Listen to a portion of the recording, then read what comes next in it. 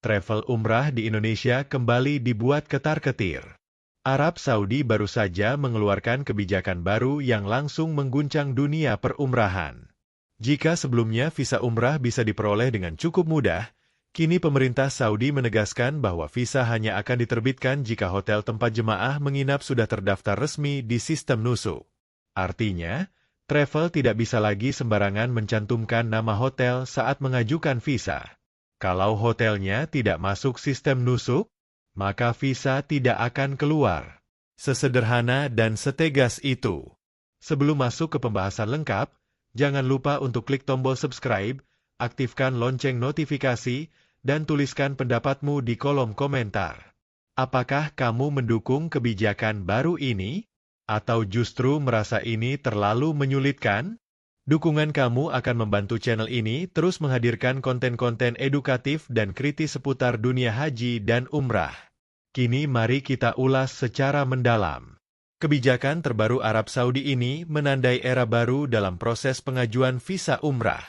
Dulu, travel bisa menginput nama hotel sembarangan, bahkan hotel yang belum dibayar pun bisa dicantumkan.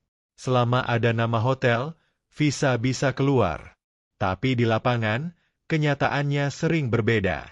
Banyak jemaah yang ketika tiba di Makkah atau Madinah mendapati hotel yang dijanjikan tidak sesuai. Ada yang dipindahkan ke hotel lain, ada yang terpaksa berbagi kamar, dan bahkan ada yang tidak mendapatkan kamar sama sekali meski sudah membayar penuh. Ini terjadi berulang kali, terutama di akhir tahun 2024 menuju 2025. Kondisi ini akhirnya menjadi perhatian serius pemerintah Saudi.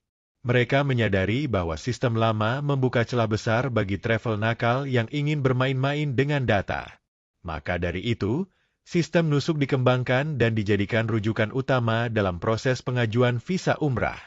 Nusuk adalah sistem digital resmi milik otoritas haji dan umrah Saudi yang kini menjadi pusat verifikasi seluruh layanan umrah, termasuk akomodasi. Bagaimana sistem baru ini bekerja? Pertama, travel harus memilih hotel yang sudah resmi terdaftar di sistem nusuk. Kedua, hotel tersebut harus memberikan konfirmasi atau approval terhadap daftar jemaah yang akan menginap. Baru setelah dua tahap ini selesai, visa umrah akan diterbitkan. Jika salah satu saja tidak terpenuhi, misalnya hotel belum terdaftar atau belum memberikan approval, maka proses visa otomatis gagal. Kebijakan ini sudah mulai berlaku pada awal musim umrah 2025. Perubahan ini cukup membuat panik banyak travel, apalagi yang biasa mengandalkan sistem manual atau bersifat dadakan. Karena itu, sejumlah travel diundang dalam forum pertemuan yang diadakan oleh Muhtaro Air di Cengkareng Business Center, CBC, Jakarta. Dalam pertemuan ini, para pemilik travel dari berbagai daerah berkumpul untuk membahas dampak nyata dari kebijakan baru ini. Mereka juga berdiskusi mencari solusi, terutama dalam menjalin kerjasama dengan hotel-hotel yang telah terdaftar di sistem nusuk. Dalam testimoninya, sejumlah pelaku travel mengakui bahwa di masa lalu mereka bisa dengan mudah menginput nama hotel tanpa perlu benar-benar melakukan reservasi. Namun celah inilah yang sering dimanfaatkan oleh oknum tak bertanggung jawab. Jemaah yang tertulis akan menginap di Hotel A, nyatanya dialihkan ke Hotel B yang tidak setara. Bahkan ada kasus hotel yang seharusnya menampung 10 kamar, namun hanya menyediakan 4. Sisanya, jemaah terpaksa dipindahkan atau bahkan terlantar. Kekacauan ini menjadi pelajaran besar, dan kini dengan sistem nusuk, pemerintah Saudi ingin memastikan hal itu tidak terulang lagi. Semua proses menjadi lebih transparan dan dapat diaudit. Travel tidak bisa lagi hanya mengandalkan pengalaman, tapi juga harus siap secara sistem dan administratif. Sistem nusuk ini juga selaras dengan arah kebijakan pemerintah Saudi secara umum. Kita tahu bahwa dalam penyelenggaraan Haji 2025 kemarin, Arab Saudi telah meniadakan visa furoda. Pemeriksaan terhadap jemaah haji juga dilakukan hingga 7 kali, demi menekan angka haji ilegal. Semua langkah ini menunjukkan keseriusan Saudi dalam menata sistem ibadah yang lebih tertib, legal, dan terkendali. Bagi calon jemaah, peraturan baru ini memang terkesan merepotkan di awal. Tapi jika dilihat lebih jauh, ini justru memberikan banyak jaminan dan kepastian. Visa yang diterbitkan sekarang berarti hotelnya sudah benar-benar fix, lokasi penginapan jelas, dan tak ada lagi drama hotel fiktif seperti yang sering terjadi di masa lalu. Sebagai contoh, saat ini jika travel ingin mengajukan visa, mereka wajib memilih hotel dari daftar resmi. Setelah itu, hotel harus menyetujui bahwa akan menerima rombongan jemaah tersebut.